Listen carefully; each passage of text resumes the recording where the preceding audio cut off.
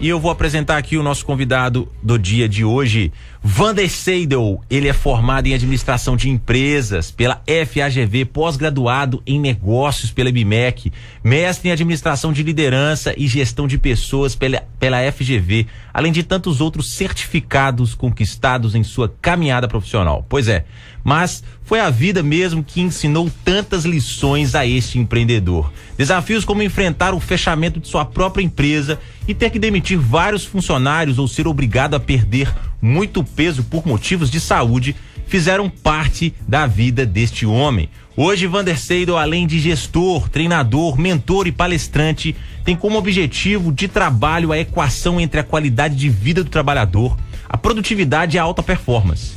Hoje a gente aprende mais um pouco com a história dele. Seja bem-vindo, Vander Seidel. Obrigado à rádio por dar essa oportunidade pra gente, a todo o pessoal que tá acompanhando aqui pela live, pessoal do link, que estão ao vivo pela rádio, é muito bacana e assim, eu agradeço muito. Estamos aqui, né? Sensacional. E hoje é o seguinte, eu queria saber, com esse currículo, eu li o seu currículo antes também, né? Eu fiz uma pequena apresentação da sua história aqui, mas eu vi que você já passou por Souza Cruz, por PepsiCo, que é a Pepsi, Sadia, Nestlé, enfim, Vilma Alimentos, Danone. Eu queria saber como é a vida de um executivo. O que é um executivo? O que faz um executivo? Explique isso para essa audiência. Olha, a vida executiva é uma vida muito bacana, é prazerosa, desde que você goste de fazer o que você faz. Mas sempre a gente tem coisas que a gente deixa para trás, tem que abrir mão para levar. A vida executiva, eu vou resumir assim em uma frase. O executivo é solucionador de problemas. Não solucionador de vendas, é problemas mesmo, é tudo. É um problema da empresa, é o problema do cliente, é o problema do amigo, é o problema da família, é o problema da igreja, e ele tem solução. Mas quanto a isso, acaba que a gente se desgasta muito emocionalmente. Isso tem alguns reflexos que, enquanto a gente não se descobre e não sabe como virar essa chave, realmente tem os seus males. Mas é muito bom a vida executiva. Uma coisa que é interessante é que, acho que quem agora que está ouvindo, está na universidade, enfim, está entrando no mercado de trabalho, o sonho dessas pessoas é encontrar as grandes corporações. E você teve essa experiência, né? Como é a vantagem, o que você tirou de proveito, o que é legal de trabalhar em grandes corporações? Porque tem aquela pessoa também que escolhe ter o seu pequeno negócio e já começa a prosperar por ali. Mas você vê que na naturalidade da exigência da universidade pegue seu diploma e vá para uma grande empresa. Não estou falando que isso é uma regra, mas isso aconteceu com você. Como é trabalhar nessas grandes empresas? Primeiramente, para estar trabalhando numa grande empresa, eles falam muito que é fator sorte ou fator de você se dedicar a estudos, a se desenvolver. Para mim é o seguinte, são duas coisas, elas se encontram. Você está no lugar certo, na hora certa e preparado. Então comigo foi assim, eu comecei muito novo e vim me preparando com a vida, estudando quando dava tempo, e quando eu entrei nessas multinacionais que eu fui passando, eu fui adquirindo cada dia mais conhecimento. Onde que é esse conhecimento de uma multinacional, dessas grandes empresas? Ela te dá tudo que é de novo, realmente vem para elas. Tudo que ocorre de novidades vem.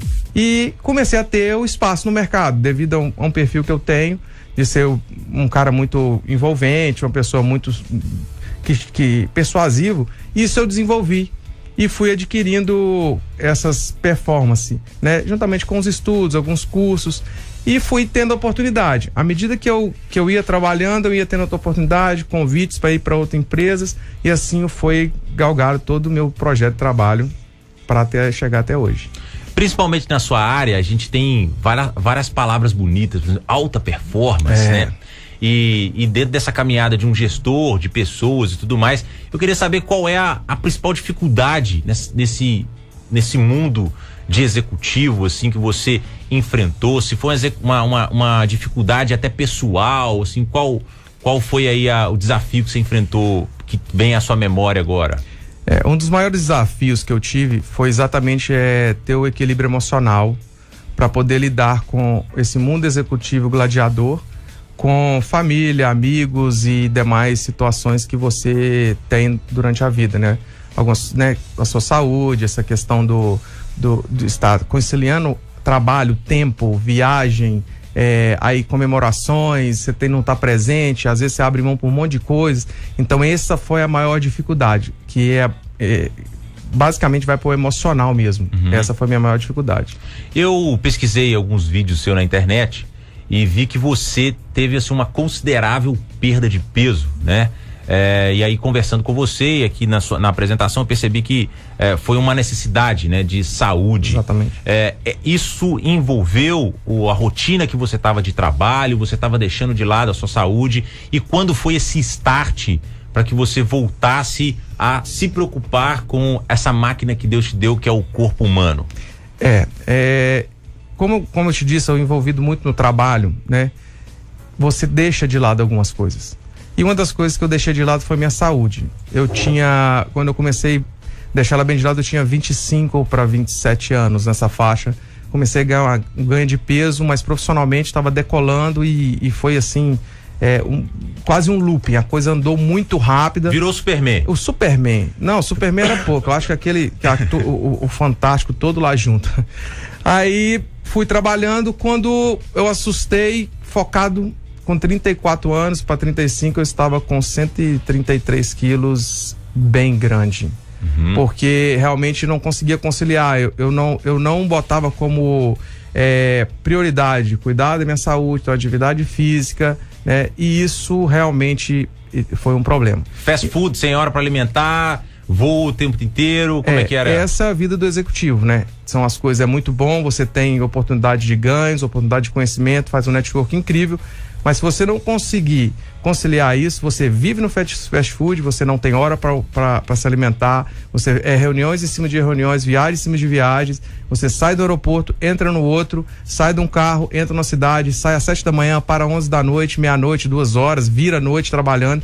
Então essas são as questões. Então se você não cuidar da sua saúde, por mais que você tenha uma mente que ela tá produtiva e você como um músculo, cada vez que você mais faz com a mente, mais ela te dá resultado, o seu corpo tem que acompanhar. Se você não cuidar dele, ele não suporta.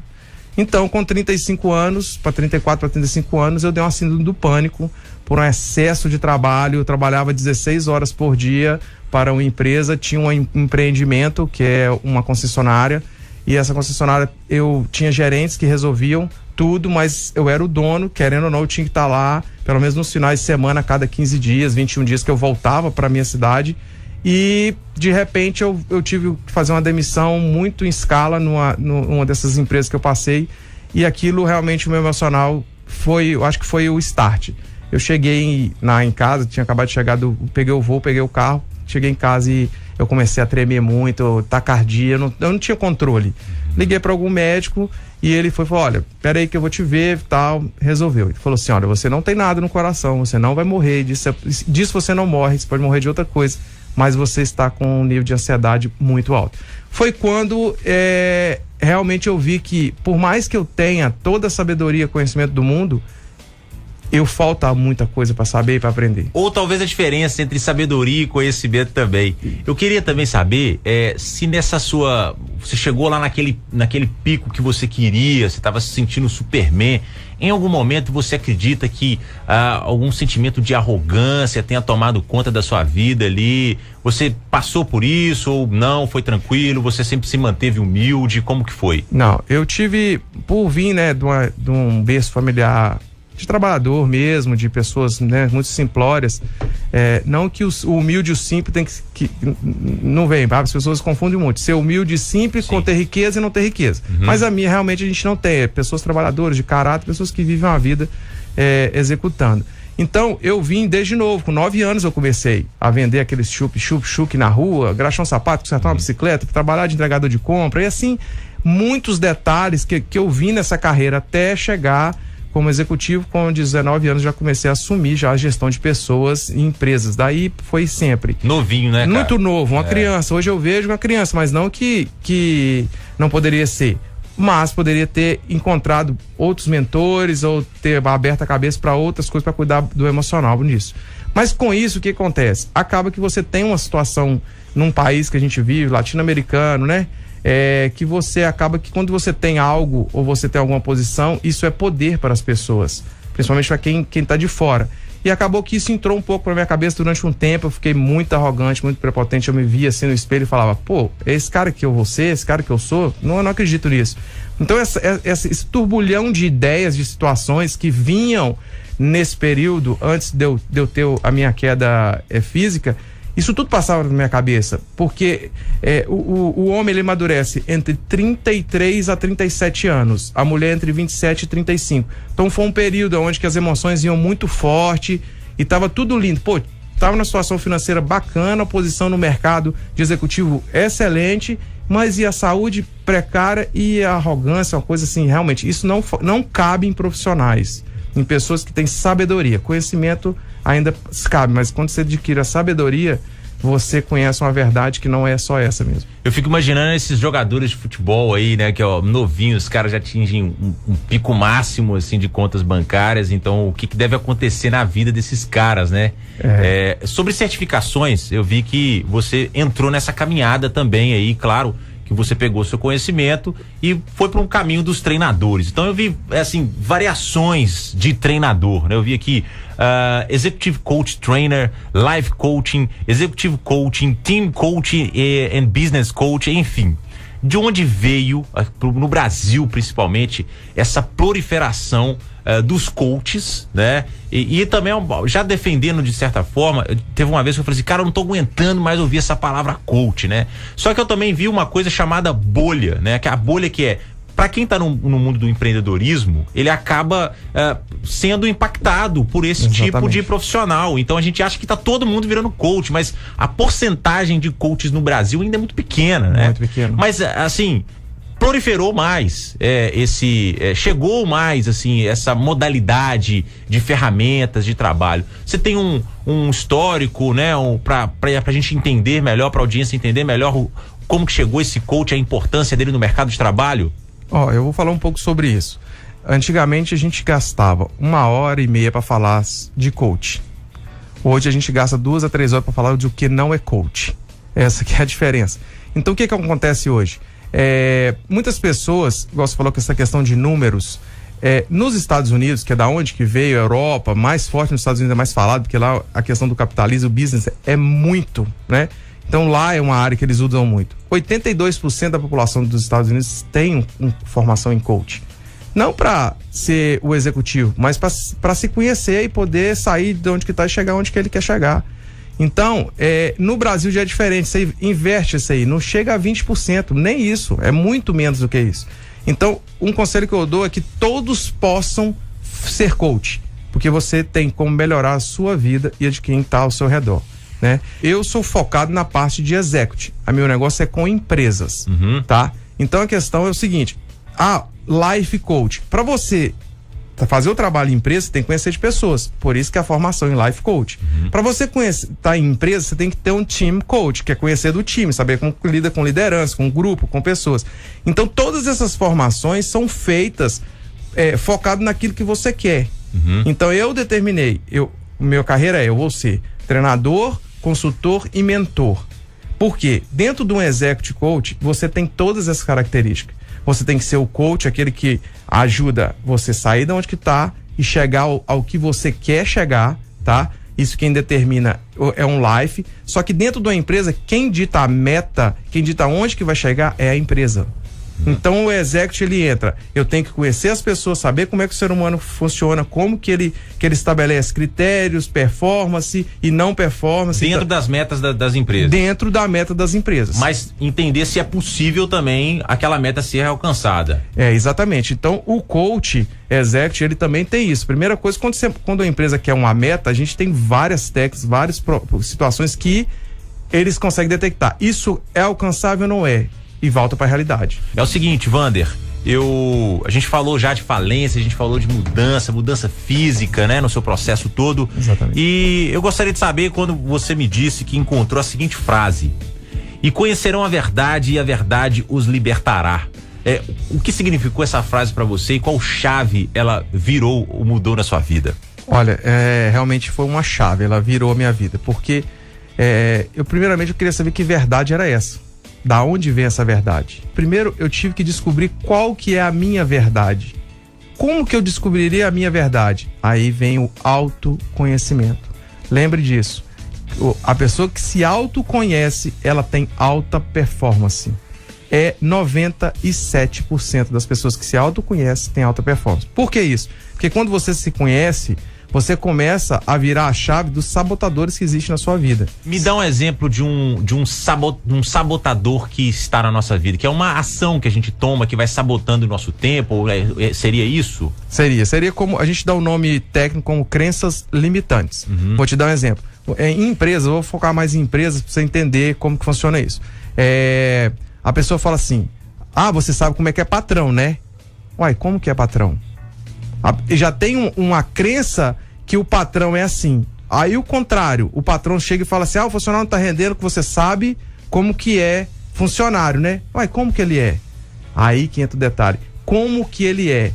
Aí você se autoconhece. Então essas chaves, um exemplo, eu tinha uma comigo que era assim: ser feliz eu tenho que ser rico. Rico de dinheiro. Só que a riqueza não tá só nisso. A riqueza tá em um monte de coisas que a gente passa por aqui e não leva nada da riqueza. Isso a gente não leva. Eclesiastes. Aí volta. Então, quando eu me autoconheci essa verdade, eu comecei a me realocar como pessoa, como ser humano, na minha vida social, no meu trabalho, na minha vida espiritual, na minha vida de saúde. E as pessoas que estavam ao meu redor sentiram essa diferença e o convívio fica melhor. As pessoas conseguiam me compreender melhor e eu conseguia compreender como que eles funcionavam. E não naquilo que eu achava, tem que ser dessa forma, desse jeito e da forma que eu via como era. Então, quando eu conheci o coach, ele tem uma ferramenta que a gente chama de DISC, que ele te dá os perfis que a gente nasce. A gente nasce com isso, cada um nasce com um perfil. São 4 perfis, tá? Então, a gente nasce com um primário, que é o natural, e o secundário. Tem pessoas que têm até o terceiro, ok? Então, ora o perfil está voltado para uma situação, ora o perfil está voltado para outra, depende de quanto você encontra. Vou te dar um exemplo disso. Eu sou um perfil dominante. Como eu vivi muito tempo como executivo, esse perfil me ajudava, que é aquele dominante, aquele que voltado a resultados e volta a falar, ele é tipo assim, o que ele pensa vira lei. O feeling dele é uma regra. Então tudo é do jeito dele. Como eu vivia com pessoas, empresas e equipe, eu via que não podia ser assim, eu tava perdendo muita gente. Eu tive que trabalhar o meu I. O meio fez o meu I, que é de influente, a pessoa que fala bem, que a pessoa que tem alegria, que pensa em resultado, mas junto com o outro, não o resultado dele, sozinho. Eu desenvolvi isso assustadoramente, aonde que me deixou muito eloquente, cara, muito envolvente. As pessoas gostam de estar conversando, estar junto pra gente discutir ideias, tarefas e tudo. Depois disso, quando eu me autoconheci, eu vi que o meu perfil S e C, que o S é o cara que é mais, ele é mais suave, é tipo a mamãe, assim, que trata os filhos, não deixa dar conflito, a vovozinha é legalzinha, te dando uns exemplos bem mais fáceis de se entender. Sim. E o perfil C, que é o perfil controlador, aquele cara que entra pra dentro de um computador, numa planilha, e ele acha o detalhe de detalhe. Ele entra minuciosamente. Então eu vi que eu tinha que desenvolver muito o meu S, que é voltar meus olhos para as pessoas. Ver o ser humano com outros olhos, pelo menos enxergar o ser humano.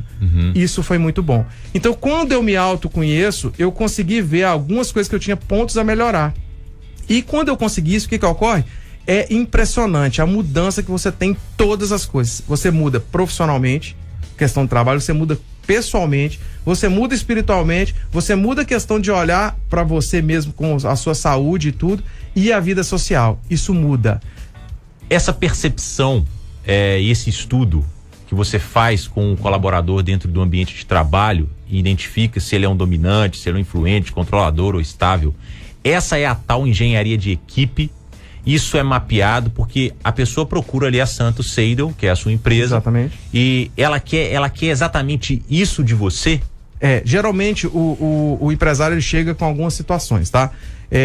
A minha equipe não está vendendo, a minha equipe não está entregando o serviço que é para entregar, a minha empresa não dá lucro, eu não tenho tempo para nada, eu quero estar mais com minha família, ele está com um problema financeiro. São várias situações que eles têm.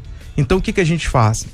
Se ele é uma empresa, ele precisa de pessoas, ele precisa de gente. Nós estamos entrando na área da robótica, que vai vir ainda não é. Sim. Mas para ter robô tem que ter gente, né? Claro. Então o que ocorre? Eles chegam com todas essas coisas e começam a procurar profissionais voltados por técnica ou por QI, quem indica, tá? Não é QI inteligente, quem indica mesmo. É o parente, é o amigo, vou pôr que tá precisando. Só que ele esquece que é o seguinte, como que a empresa dele funciona? Qual que é a missão, visão e valor da empresa dele? O que ele quer dar agora nos próximos 20 anos, 15 anos, 30 anos para a empresa dele? Não para ele. Para ele é questão pessoa física, eu falo pessoa jurídica. Então, eles não conseguem, a maioria não consegue entender que qual a forma de contratar uma pessoa ou de desenvolver uma pessoa dentro do trabalho.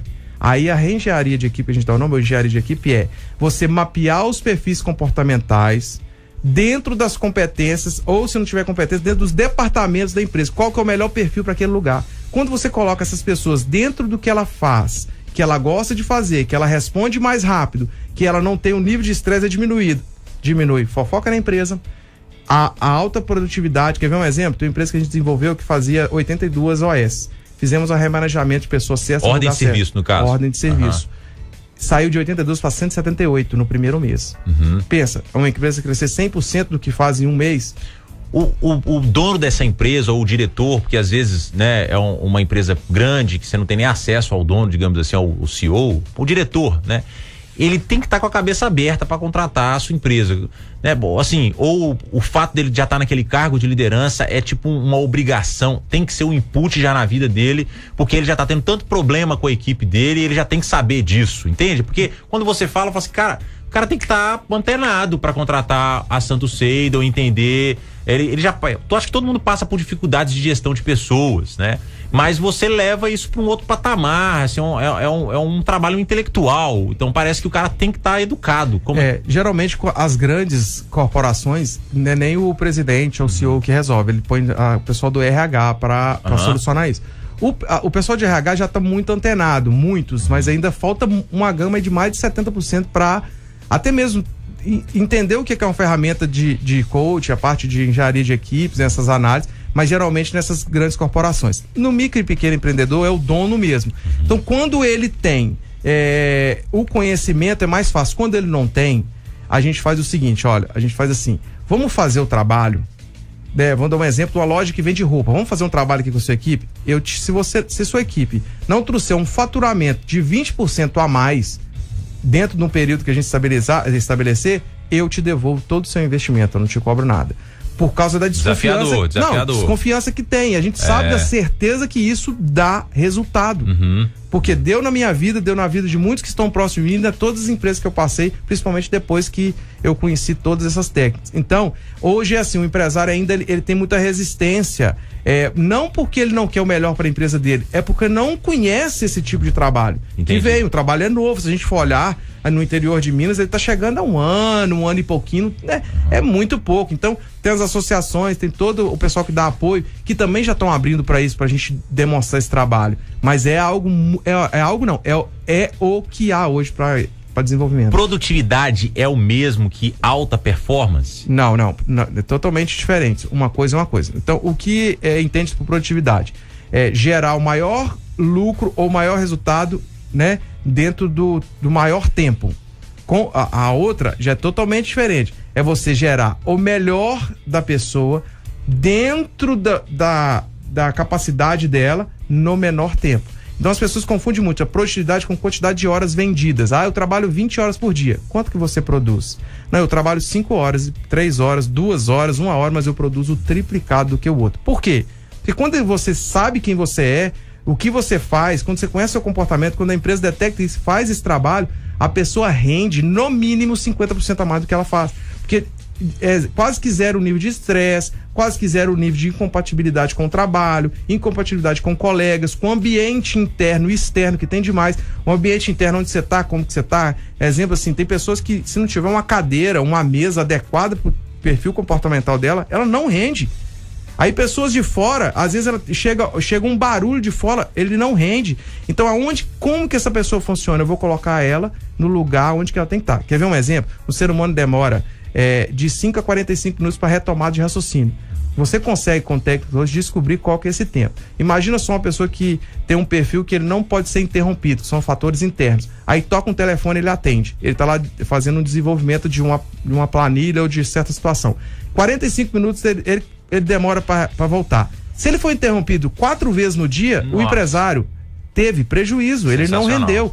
Por quê? Porque entra aí o tempo que ele rende. Então você coloca ele no lugar certo, no departamento certo, e até mesmo se fizer num box fechado, que aquilo ali ele se sente bem. É esse que é o interessante, é você chegar e dar ao seu funcionário aquilo que ele vai produzir melhor para você, que vai gerar lucro para sua empresa. Queria saber sobre o PDCA, né? Você disse que a indústria, ela massacrou um pouco o profissional, e a chegada da engenharia de equipe, ela serve justamente para isso, né? Para mudar esse entendimento, porque é um negócio a longo prazo, né? Exatamente. E aproveitando, né, sobre o seu trabalho, eu gostaria que você já deixasse também o contato. Vou tentar ser rapidinho, okay. Tem muito assunto.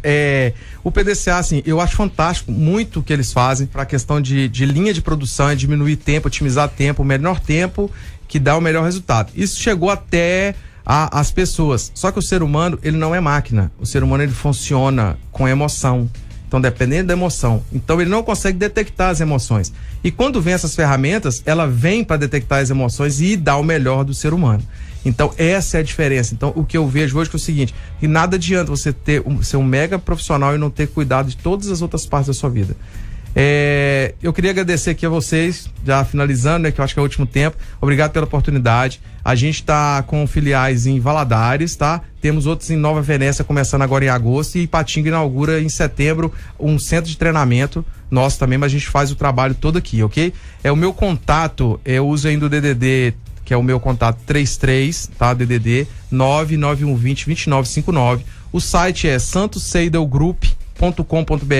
Também estamos no Instagram, Santos Seidel Group. Também temos também no Facebook, Santos Seidel Group. Entre lá, gente, dúvida que vocês tiverem, pode ligar, pode perguntar, estamos assim prontos a te atender. E as empresas que quiserem marcar alguma reunião, quiserem fazer palestras para eles, workshops, faculdades, a gente está aqui para levar o conhecimento a todos os lugares. Wander, eu queria agradecer, e o tempo corre aqui porque o papo é agradável. Então, audiência também, muito obrigado pela sua atenção. Sucesso na caminhada, fiquem com Deus e um bom final de semana. Aquela paz. Valeu.